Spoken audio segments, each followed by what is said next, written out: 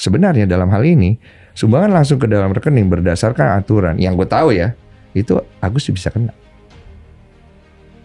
Semua bisa kena jerat hukum dalam hal ini. Ada yang ditutupin kayaknya bang. Hah? Ya kita juga jadi curiga dong. Ada video Agus mujizat bisa ngeliat lagi tuh. Saya kurang tahu itu. Iya, lu lihat nggak video itu? Lihat, kan gue komen. Loh. Loh. Apa jangan-jangan pas di podcast udah bisa ngelihat? Nah ya? Iya, karena di Agusnya juga ngomong amin gitu kalau nggak salah. Gimana rasanya? Saya dibilang jual kesedihan, saya tidak pernah menjual kesedihan. Masa orang yang sakit seperti saya nangis seperti ini, dibilang jual kesedihan, gitu, supaya dapat uang donasi. Saya juga itu tidak membenarkan, gitu. Saya juga pernah nggak saya meminta sama kalian. Coba kalian ulang lagi dari awal. Apakah saya meminta, tapi kalian yang memberikan sama saya? Saya mohon sama kalian, kalian yang memberikan.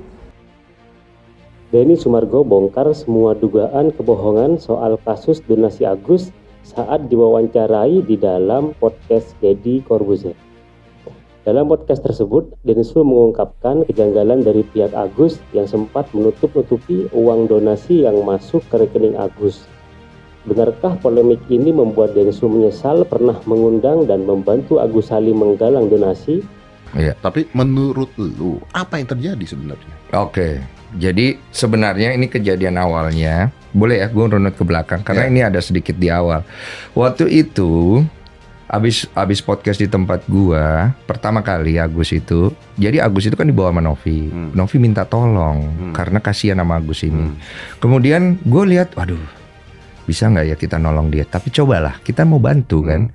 Setelah itu kita kemudian memasukkan di deskripsi donasinya kemana. Karena kan waktu itu gue tanya sama Novi bilang nggak apa-apa kalau misalnya mau di yayasan atau di Agus. Dan Agus keluarganya pas gue konfirmasi, dia bilang ke Agus aja langsung. Gue berpikirnya ini kan akan dikawal yayasan dong, betul dong?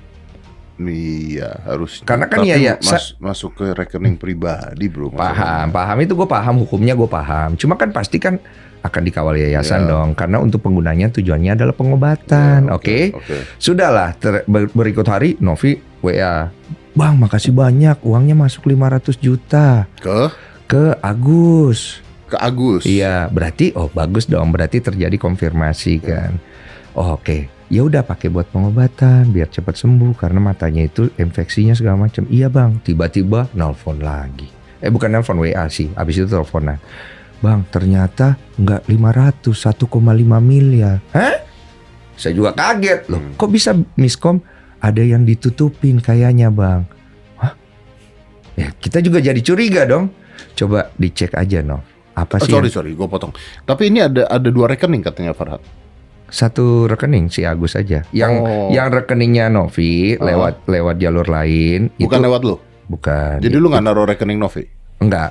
Yang gue taruh rekening Agus. Oke, berarti semua masuk uang ke sana ke Agus. Lewat channel lu ya? Lewat channel gue.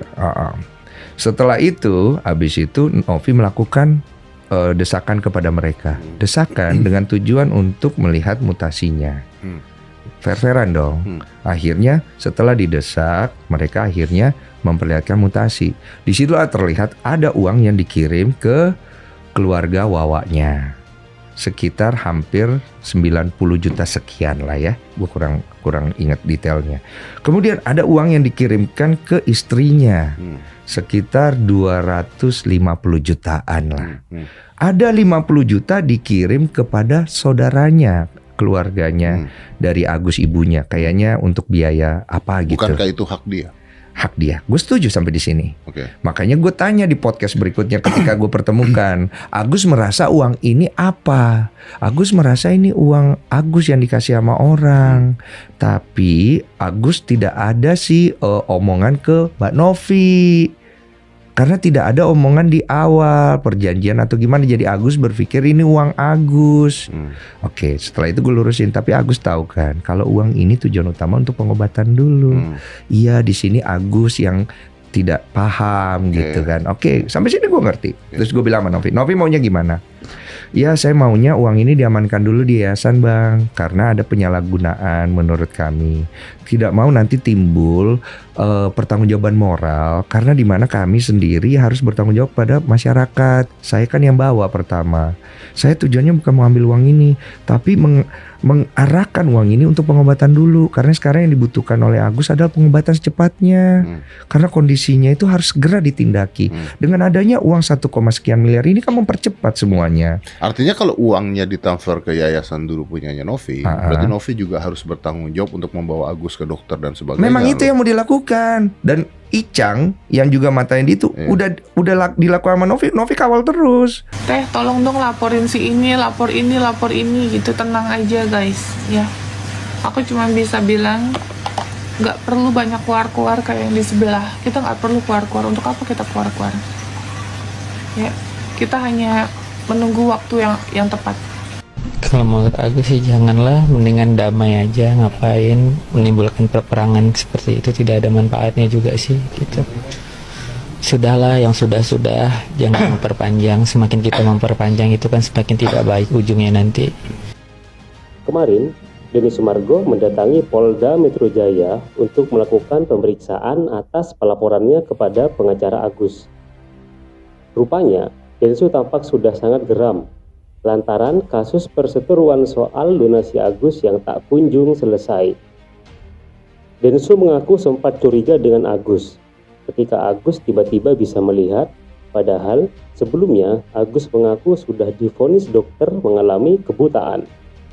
Selain itu, Densu juga mengaku dirinya juga sempat curiga bahwa pihak Agus sempat menutup-nutupi uang donasi yang masuk usai dibantu oleh Densu menggalang donasi melalui channel YouTube-nya.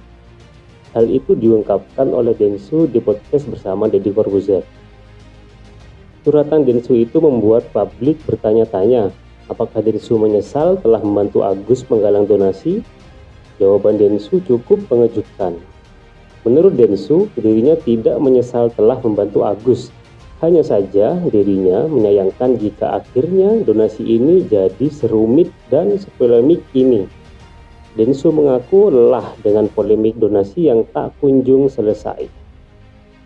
Polemik kasus Agus makin rumit ketika Agus mulai melaporkan Novi selaku ketua yayasan.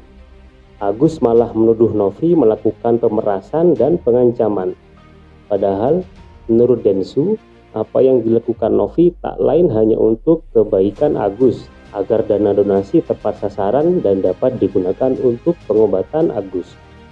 Melihat kasus Agus yang semakin rumit, pihak Densu dan Novi akhirnya memutuskan untuk melaporkan balik pihak Agus dan berharap kasus ini bisa segera selesai.